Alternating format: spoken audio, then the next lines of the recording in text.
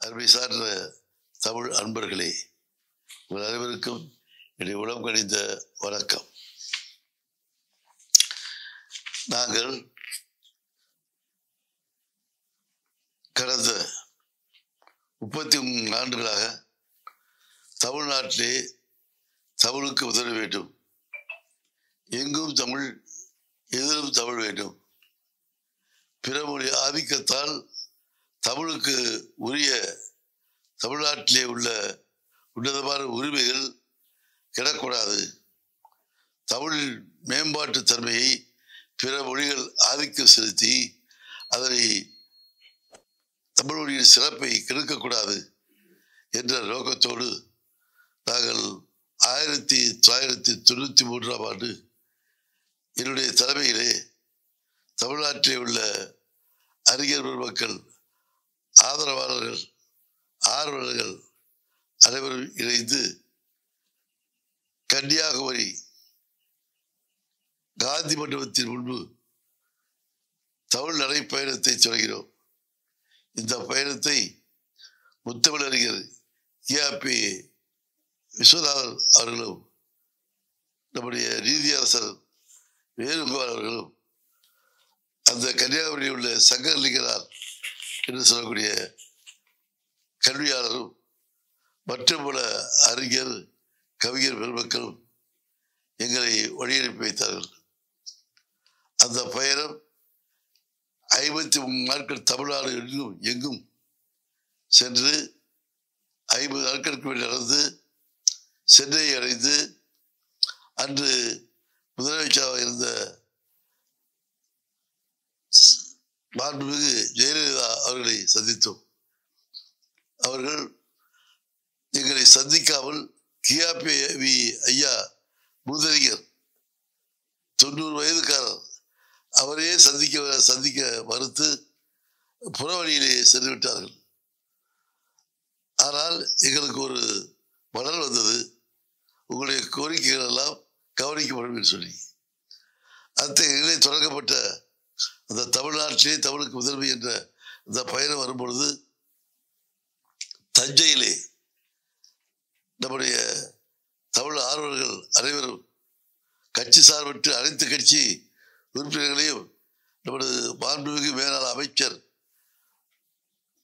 உபயதுல்லா அவர்கள் ஒரு குழு அமைத்து சிறப்பான வழி எங்களுக்கு வரவேற்பு கொடுத்தார்கள். அந்த மாதிரி ஒரு வரவேற்பு இன்று வரை நாம் காண முடியாது.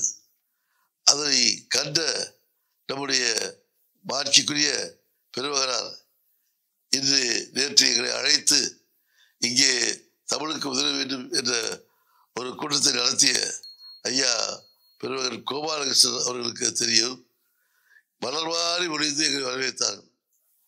அப்பேற்பட்ட உன்னதமான ஒரு செயற்பாட்டில் வளர்ந்த ஒரு வளர்ச்சி தான் இன்றைய எங்களுடைய இந்த 33வது ஆண்டு தொடர்ந்து நாங்கள் தமிழ்நாட்டிலே தமிழுக்கு முதன்மை வேண்டும் என்ற கொள்கைக்காக இப்பொழுது நடைபயணத்தை குறைத்து கொண்டு ஊர்தி பயணமாக 33வது ஆண்டாக 1993 எந்த காந்தி மண்டபத்துக்கு எதிரே எங்களுடைய நடைபயணத்தை தொடங்கினோமோ அந்த இடத்திலே 33 ஆண்டுகளாக தொடர்ந்து தமிழுக்கு முதன்மை களத்தை அமைத்து நாங்கள் ஊர்தி பயணமாக ஒவ்வொரு சிற்றூர்களுக்கும் பேரூருக்கும் சென்று பரப்புரை நடத்தி கொண்டு வருகிறோம்.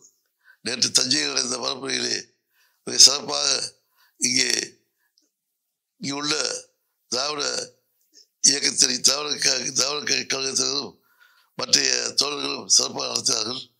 அனைத்து நம்முடைய அமைச்சர்கள், நம்முடைய மதிப்பிற்குரிய மாட்சிமிகு நம்முடைய முரசொலி அவர்கள், நம்முடைய சட்டமன்ற நீலமேகம் அவர்கள், நம்முடைய முத்தமிழ் மன்றத்துடைய அமைப்பாளர் நம்முடைய கோபாலகிருஷ்ணன் அவர்கள், திராவிட இயக்கத்துடைய அமர் சிங், மற்ற தோழர்கள் அனைவரும் இனிதே கூடி இந்த சிறப்பாக இந்த இயக்கத்தை, இந்த தமிழ் இயக்கத்தை, தமிழுக்கு உதவி வேண்டிய இயக்கத்துக்கு நல்ல ஆதரவு தந்தார்கள். அதே போன்று மேலாளர் அமைச்சர் பழனிமாறன் அவர்களும் இங்கே எங்களுக்கு சிறப்பான ஆதரவை எப்போது தந்து கொண்டிருக்கிறார்கள். இத்தகைய உரையை நாம் இந்த பயணத்தை தமிழ்நாட்டிலே தமிழுக்கு உதவ வேண்டும் என்று சொல்லக்கூடிய ஒரு பயணத்தை நாம் நடத்தி கொண்டு வரும் பொழுது நாம் உள்நாட்டுக்குள்ளேயே இந்த போராட்டத்தை தமிழுக்கு தமிழால் ஆட்சி பெற்ற திராவிட இயக்க ஆட்சிகள் இந்த 50 ஆண்டுகளிலே கூட இன்னும் முதன்மையான ஒரு தமிழுக்குரிய ஒரு உத்வேகமான ஒரு வளர்ச்சிக்கு இடம் தரவில்லை. அதற்கு காரணம் இங்கே இருக்கக்கூடிய எதிர்ப்பாளர்கள், வசைவாடிகள் என்ற தன்மையிலே நாங்கள் அதை தமிழுக்கு ஆதரவு தட்டி கொண்டு வரும் நேரத்திலே இப்பொழுது இந்த 50 ஆண்டுகளுக்கு பிறகு ஒரு புதிய பூகமாக ஒரு நிகழ்வு நடந்து கொண்டிருக்கிறது.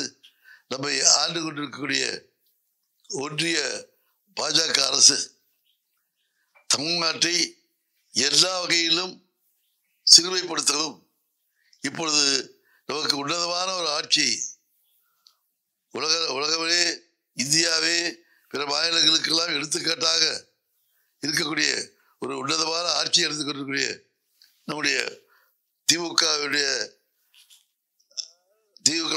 உன்னதமான ஆட்சியை நடத்தி கொண்டிருக்கக்கூடிய நம்முடைய மாண்புமிகு முதல்வர்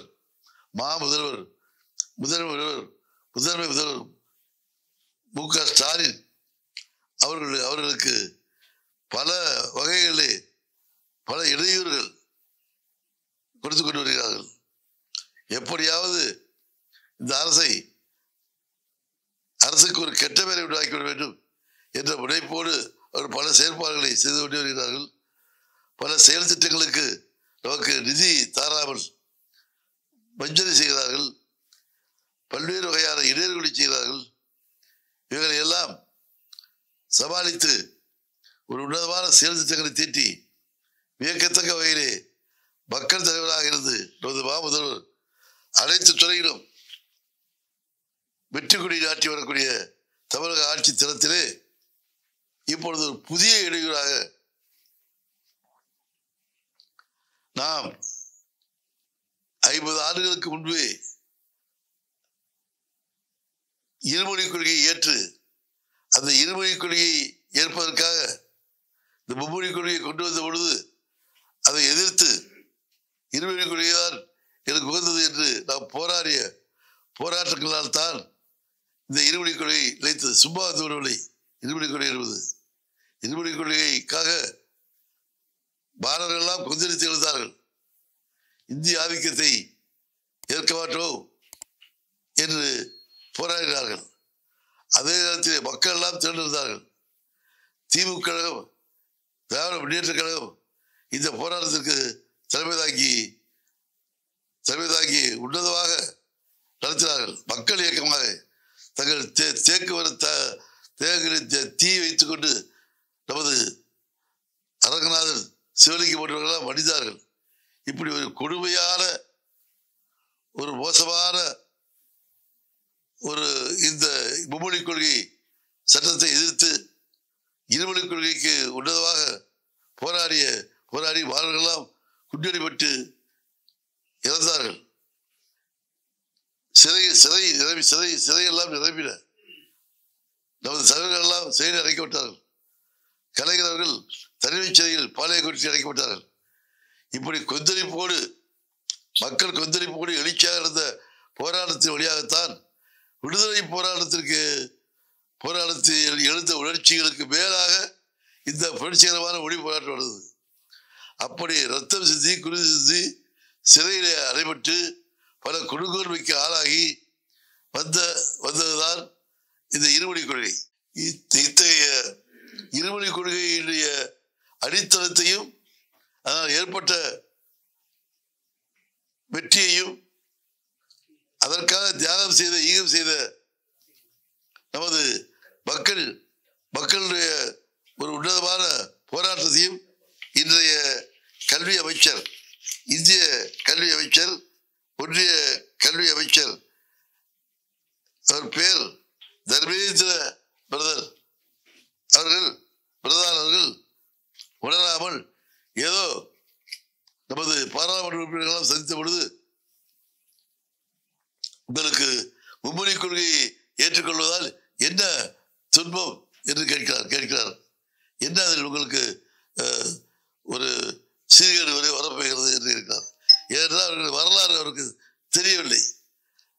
அந்த வரலாறு தெரிந்துதான் அவர் சொல்ல மாட்டார். எந்த மொழி ஆதிக்கத்தையும் நமது யார் எந்த மொழியும் படித்துக் கொள்ளலாம். இங்கே இந்தி பிரச்சார சபை இருக்கிறது, அதற்கு எந்த தடையும் இல்லை. இந்தி ஆதிக்க எதிர்ப்பு போராட்டம் நடந்தது கூட இந்தி பிரச்சார சபைக்கு எந்தவித தீமையும் யாரும் செய்யவில்லை. நாம் இந்தி மொழியே இருக்கவில்லை, வேறு எந்த மொழியும் இருக்கவில்லை. விருப்பப்படுவர்கள் இப்போ கற்றுக்கொண்டுதான் இருக்கிறார்கள். பல வகையான இந்தி தேர்வுகள் நடந்து கொண்டுதான் இருக்கிறது. அதை நாம் தடுக்கவில்லை. இந்தி மொழிக்கு உரிய அவர்கள் கற்றுக்கொள்ளக்கூடிய உரிமையை தடுக்கவில்லை. ஆனால் அது ஒரு கல்விக் கொள்கையிலே ஒரு மொழியாக வந்து அந்த இருமொழி முன்பே ஆங்கில ஆதிக்கம் இங்கே வேறு கிடந்து இருக்கின்ற பொழுது இந்த இந்திய ஆதிக்கத்தையும் மீண்டும் கொண்டு வந்தால் தமிழுக்கு அறவே இடமில்லாமல் போகக்கூடிய சூழல்கள் இன்னும் வலுப்பெறும். எனவேதான் இந்த மும்மொழி கொள்கையை இந்திய ஆதிக்கமான கல்விக் கொள்கைகள் கூட கொண்டு வருவதை நாம் மறுக்கிறோம், வெறுக்கிறோம். இதற்காகத்தான் நமது 50 ஆண்டுகளுக்கு முன்பு நம்முடைய மக்கள், நம்முடைய தோழர்கள், நம்முடைய மாணவர்கள், நம்முடைய அரசியல் தலைவர்கள் எல்லோரும் ஈகம் செய்து ரத்தம் செஞ்சு குருதி செஞ்சு அதை தடுத்து நிறுத்தி பாராளுமன்றத்திலே அதை அண்ணா அவர்கள் உரை நிகழ்த்திய பின்பு நமது நேர்காலத்திலே பாரத பிரதமர் நேர்காலத்திலே இந்தி பேசாத மக்கள் ஏற்றுக்கொள்ளும் வரை ஆங்கிலமும் ஆட்சி மொழியாக இருக்க வேண்டும் சட்டம் கொண்டு இருக்கிறார்கள்.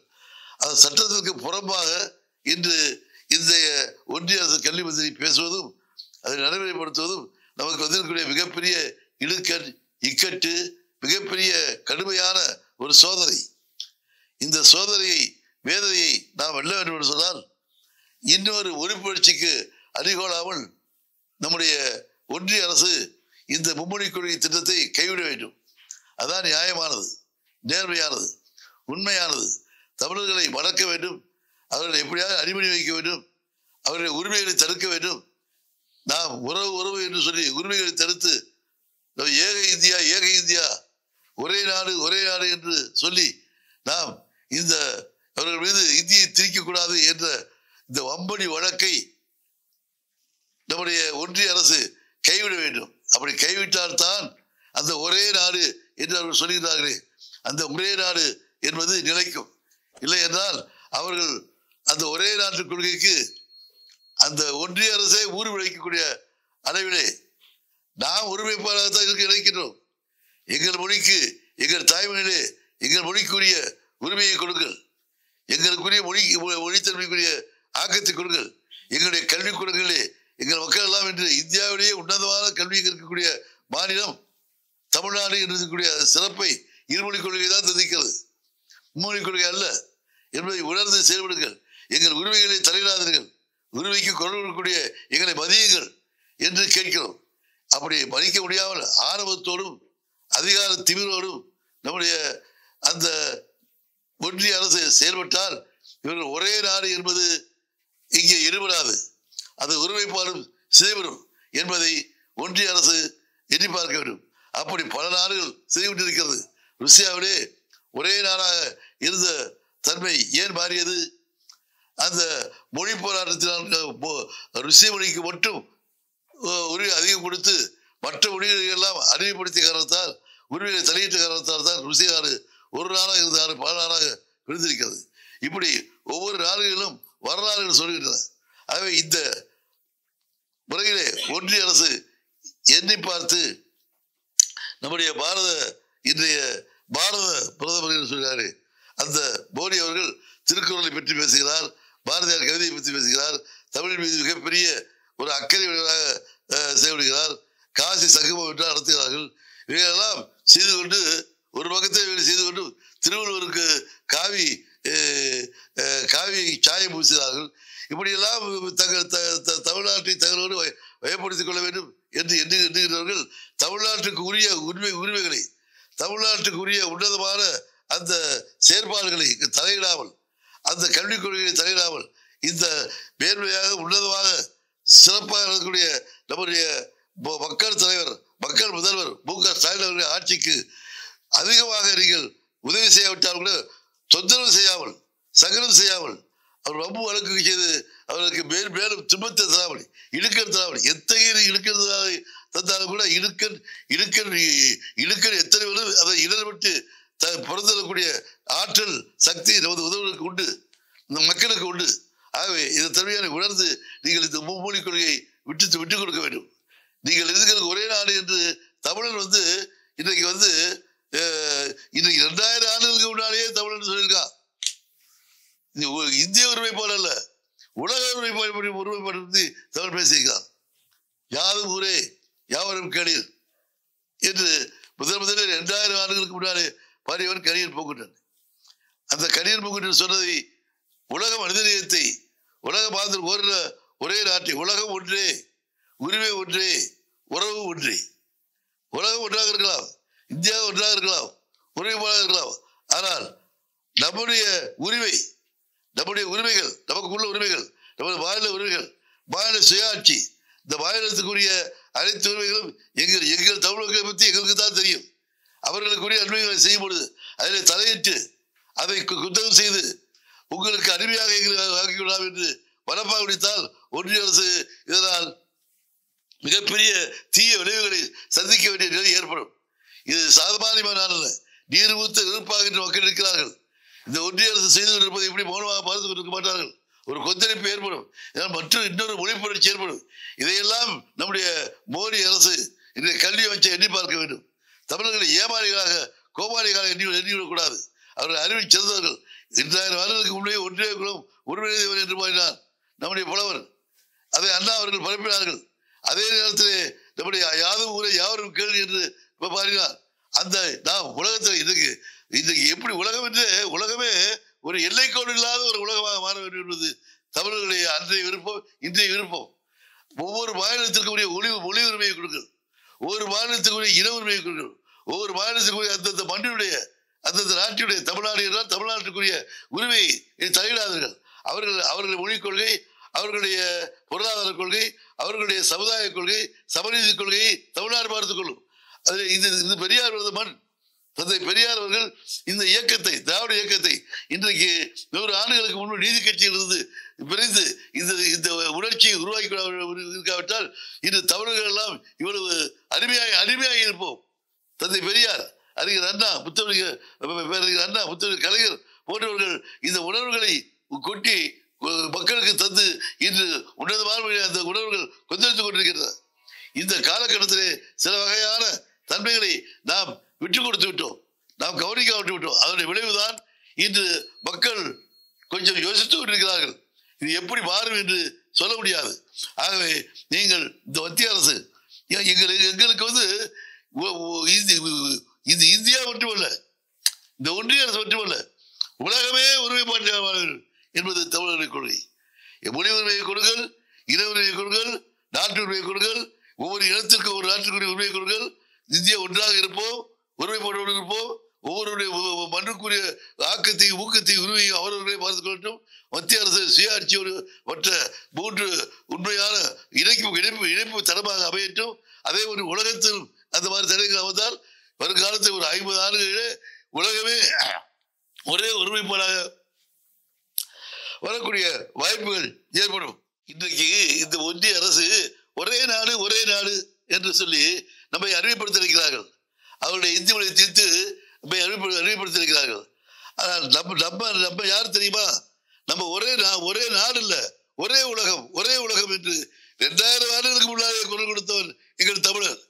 அப்பேற்பட்ட ஒரு இடத்திட்ட நீங்கள் வம்பு செய்து கொண்டு வம்பு வழக்கடிக்கொண்டு வம்பு செய்வதே தொழிலாக வைத்துக் கொண்டு ஓரவஞ்சனையாக எங்கள் உன்னதமான ஆட்சி நடத்தக்கூடிய எங்கள் முதல்வர் ஸ்டாலின் அவர்களுக்கு இடையூறு செய்தால் இதனுடைய விளைவு மிகப்பெரிய, அவருக்கு மட்டுமல்ல, இன்று எங்கள் தமிழ் மக்களுக்கே இடையூறு செய்யக்கூடியது இந்த மும்மொழி கொள்கை. ஒரே உலகம், நீங்கள் ஒரே நாடு என்று இருக்கிறீர்கள், நாங்கள் ஒரே உலகம் என்று முன்னே சொல்லிக்கிறோம். அப்படி பாரம்பரியத்தை எங்களை பார்த்து நீங்கள் உங்களுடைய மொழியை திணித்து எங்களை அடிமையாக்க நினைத்தால் வருங்காலத்திலே நீங்கள் எங்களை தனியாக பிரித்து செல்வதற்கு வழிவகுக்கிறீர்கள் என்றுதான் அர்த்தம். இதனால் நான் பிரிவினையை கேட்கிறேன் என்று நினைக்காதீர்கள். உங்களுடைய செயல்பாடுகள், உங்களுடைய தன்னலம், உங்களுடைய மொழி வெறி, இந்தி மொழி வெறி, உங்களுடைய ஆதிக்க தன்மை, உங்களுடைய வம்பு வழக்குகள், உங்களுடைய ஒன்றிய அரசுடைய பாஜக அரசுடைய கேவலமான இந்த ஓரவஞ்சனை கோட்பாடுகள் எங்களை அந்த நிலைக்கு தள்ளிவிடாதீர்கள். இது தமிழ் மொழி இன்று நேற்றல்ல, 2000 ஆண்டுகளாக போராடி கொண்டே வருகிறது. இன்னும் போராட்டத்திலே போராடி கொண்டுதான் இருக்கிறது. இன்று நேற்று ஏற்பட்ட போராட்டம் தமிழ் போராட்டம் இன்னும் தமிழுக்குரிய உன்னதமான விடுதலை ஏற்படவில்லை. அந்த விடுதலைக்காக உள்நாட்டை போராடி கொண்டிருக்கும் பொழுது இப்பொழுது ஒன்றிய அரசு ஒரு மிகப்பெரிய மோசமான இதுவரை இருந்து வந்த இருமொழி கொள்கையை தவிர்த்து இந்து ஆதிக்கத்தை புகுத்துவதும் அதை ஏதோ ஒன்றும் தெரியாதவர்கள் தெரியாதவரை போன்று மத்திய கல்வி அமைச்சர் பேசுவதும் சரியல்ல. இது உண்மைக்கு புறம்பானது. நாங்கள் எல்லாம் எந்த கட்சியையும் சேர்ந்தவர்கள் அல்ல. நாங்கள் திமுகவை ஏன் ஆதரிக்கிறோம் என்று சொன்னால் எங்கள் உரிமைக்காக ஆதரிக்கிறோம். எங்களுடைய உன்னதமான இந்த மண்ணுக்குரிய சுயமான கொள்கைகளை கோட்பாடுகளை நிறைவேற்றக்கூடிய இயக்கம் திராவிட முன்னேற்ற கழகம் அறிக்கக்கூடிய கட்சி சார்பு அல்ல. ஆகவே இந்த தமிழ்நாட்டில் இருக்கக்கூடிய பாஜக உள்ளிட்ட அனைத்து கட்சிகளும் இந்த இருமொழி கொள்கையை ஏற்றுக்கொண்டு இதுவரை நடந்து வந்த கொள்கையை ஏற்றுக்கொண்டு மும்மொழி கொள்கைக்கு ஆதரவு இல்லாமல் இந்த இந்திய ஆதிக்கத்துக்கு தன்மை வெறுத்து இந்த ஒன்றிய அரசுக்கு இங்கே உள்ள பாஜக தலைவர்கள் அவர்களுக்கு அறிவுரை சொல்ல வேண்டும், இடித்து சொல்ல வேண்டும். இந்த கொள்கைகளை இந்த ஆளும் கட்சியோடு திமுகவோடு பாஜக உள்ளிட்ட அனைத்து கட்சிகளும் ஒன்று சேர வேண்டும். அனைத்து மக்களும் ஒன்று சேர வேண்டும். ஒன்று திரண்டு இந்த இருமொழி கொள்கையை நாம் ஏற்றுக்கொண்டிருக்கிறோம், மும்மொழி கொள்கையை ஏற்க முடியாது என்பதை அறிவுறுத்தி இதில் வெற்றி பெற வேண்டும். அதற்கு வெற்றி களத்தை ஏற்படுத்துவதற்கு அத்தகைய வெற்றி தன்மையை இதுவரை ஏற்று வந்த இந்த இருமொழி கொள்கையை ஏற்றுக்கொண்ட ஆட்சி இன்று ஒரு ஆண்டு 2 ஆண்டுகள் 50 ஆண்டுகள் தொடர்ந்து திராவிட இயக்க ஆட்சி வளர்ந்து ஆண்டு கொண்டு வருகிறார். இந்த கொள்கைகளை எவ்வளவு அதில் வெற்றி பெற்றிருக்கிறது என்று சொன்னால் அது எவ்வளவு இந்த இருமொழி கொள்கையிலே உண்மை இருக்கிறது, நன்மை இருக்கிறது, உன்னதமான தன்மை வெற்றி இருக்கிறது என்பதை புரிந்து கொள்ளுங்கள். நான் இந்தியா முழுவதும் சுற்றி வந்திருக்கிறேன். இன்னும் விவரமாக சொல்ல வேண்டும் சொன்னால் நான் அலகாபாத்திற்கு சென்றிருந்தேன். என்னுடைய இனிய நண்பர் பாசா சங்கத்தினுடைய செயலாளராக இருந்தவர் கவர் என்பவர் அவர் என்னை அழைத்திருந்தார். அங்கே நான் கூட்டத்திலே என்னுடைய மொழி கருத்துக்களை எல்லாம் கூறிக்கொண்டிருந்த பொழுது அங்கே அவர் சொன்னார்கள், இந்த மும்மொழி கொள்கை வெற்றி பெறவில்லை, எங்களுக்கு தெரிந்ததெல்லாம் வணக்கம் என்ற ஒரே சொல்லுதான், வேறு தமிழ் மொழி நாங்கள் எதையும் கற்றுக்கொள்ளவில்லை என்று அங்கே உள்ள மும்மொழி கொள்கையை தோல்வியை அவர்கள் ஒத்துக்கொண்டார்கள். இதெல்லாம் சொல்வது பொய்யல். அதே மாதிரி நாங்கள் ஒரு பயணம் பெற்று போயிட்டோம். கன்னியாகுமரியிலிருந்து டெல்லி வரை ஒரு பயணம் வைத்திருந்தோம். என்னன்னா தமிழை ஆட்சி மொழியாக இந்திய ஆட்சி மொழியை ஏற்றுக்கொள்ள வேண்டும், திருக்குறளை தேசிய நூலாக ஏற்றுக்கொள்ள வேண்டும் என்ற உன்னதமான 10 கொள்கைகளை அடிப்படையாக நாங்கள் பயணம் சென்ற பொழுது இந்திய அலகாபாத்திலே சென்ற பொழுது அங்கே என்னுடைய நெருங்கிய நண்பர் அங்கே உள்ள பல்கலைக்கழகத்தை பணியாற்றிக் கொண்டிருந்தார். அவர்தான் கூட்டத்திற்கு ஏற்பாடு பண்ணியிருந்தார். அந்த கூட்டத்திற்கு வந்த ஒரு IAS அதிகாரி அதை பார்த்து கேட்டார், உனக்கு ஏன் இந்த மொழி வரி இந்த வயதிலே கேட்டார். எனக்கு அல்ல, உங்களுக்கு அரசுக்குத்தான் மொழி வரி இருக்கிறது, எங்களுக்கு அல்ல என்று சொல்லி நான் விளக்கமாக அவர் விளக்கம் கொடுத்தேன். இவள் என்று பிறந்தல் என்று உணர முடியாத தாய் என்று பாரதி பாடிய அந்த மொழி இன்று நேற்றல்ல, 12,000 ஆண்டுகளுக்கு முன்பாலேயே பூம்புகார் என்று சொல்லக்கூடிய ஒரு நகரம் கடலுக்குள்ளே வீடு இருக்கிறது. அந்த பூம்புகார் நகரம் அந்த கடலுக்குள்ளே மறைந்து 12,000 ஆண்டுகள் ஆகிவிட்டது. அதனை தேடி பிடிக்க வேண்டும் என்று சொல்லி ஆராய்ச்சியாளர் சொல்கிறார்கள். அப்படி 12,000 ஆண்டுகளுக்கு முன்பே தமிழ் செழித்து வளர்ந்தது என்பதற்கு ஆராய்ச்சியாளர் சொல்லுகின்ற பொழுது அப்பேற்பட்ட ஒரு மொழியை புறமாகிவிட்டு நீங்கள் இந்தி மொழி ஆதிக்கத்தை புகுத்துவது என்ன நியாயம்? நீங்கள் இந்திய தமிழ் மொழியின் தன்மையை ஏற்றுக்கொள்ள மாட்டீர்கள், ஆனால் உங்கள் ஆட்சி மொழியாக இந்தியாவில் தமிழ் மொழி சேர்த்து நாங்கள் ஏற்றுக்கொள்ள வேண்டுமா? இது நியாயமா? இது அறமா என்று கேட்டேன். நான் தமிழிலே பேசியதை சாயஸ்தி என்று சொல்லக்கூடிய ஒரு சாமியார் தமிழ் இந்தி மொழி மொழிபெயர்த்தார். உடனே அதை கேட்டு விட்டு நான் சொல்வது பொய்யல்ல, உண்மை. அந்த IAS அதிகாரி உடனே என்னுடைய காலை பிடித்துக் கொண்டு என்னை மன்னித்து விடுங்கள், நீங்கள் பேசுவது உண்மை, உங்களுடைய மொழி உரிமையிலே உங்களுடைய உன்னதமான பாரம்பரியமான மொழி உரிமையிலே எங்களுடைய மொழி ஆதிக்கத்தை பூத்துவது தவறுதான் என்று ஒத்துக்கொண்டார். அந்த உள்ள இந்தி பேசக்கூடிய மக்கள் நல்லவர்கள், நல்லவர்கள். இந்த அரசாங்கம் இப்படி செய்கிறது, மனிதநேயமுடையவர்கள். எங்களுக்கெல்லாம் பெரிய பெரிய விருதுகள் வைத்தார். வாங்கி நாங்கள் சென்ற இந்திய ஆதிக்கத்தை நாங்கள் வரவிடாட்டோம் என்று சொல்லி கொண்டு சொல்லக்கூடிய அந்த மொழி புரட்சியாக சிந்தைக்கு அங்கே மக்கள் ஆதரவு தந்தார்கள். ஆகவே இந்த ஒன்றிய அரசுதான் இப்படி வேகம் காட்டுகிறது. ஏதோ ஒரு குறுகிய வனப்பார்வை மனிதர் வைத்துக் கொண்டு இந்த திமுக அரசுக்கு தொந்தரவு தர வேண்டும், இடுக்கிறது நோக்கத்துக்கு செய்யக்கூடிய மக்கள், இந்தி பேசக்கூடிய மக்கள் பலர் இந்த இந்திய ஆதிக்க தன்மையை இந்தியை தமிழ்நாட்டில் புகுத்துவதை ஆதரிக்க வேண்டும் என்பதை நான் என்று கண்டேன். ஆகவே பெருமக்களே, நாம் நியாயமாக சொல்கிறோம், உண்மையாக சொல்கிறோம், எடுத்துக்கூறி சொல்கிறோம். இவற்றையெல்லாம் நாம் எல்லாம் உலக ஒருமைப்பாட்டோடு வாழ வேண்டும் என்று சொல்லக்கூடிய உன்னதமான கொள்கைகள் என்று சொல்கிறோம். இந்திய ஒருமைப்பாடு மட்டுமல்ல, அப்பேற்பட்ட ஒற்றை உணர்வோடு வாழக்கூடிய எங்களை நீங்களாக இப்படி இந்தி வெறியோடு ஆதிக்கத்தை செலுத்தி எங்களை பிரித்து விடாதீர்கள் என்று இந்த ஒன்றிய அரசை வேண்டி கேட்டுக்கொண்டு, இந்த மக்கள் எல்லாம், நமது தமிழ்நாட்டு மக்கள் எல்லாம் எது கட்சி, மதம், ஜாதி எதுவும் பாராமல் அனைவரும் திரண்டு இந்த மும்மொழிக் கொள்கையை எதிர்த்து இருமொழிக் கொள்கையை தொடர்ந்து வெற்றி பெற ஆக்கம் தந்து இந்த அரசுக்குரிய நமது இத்தனை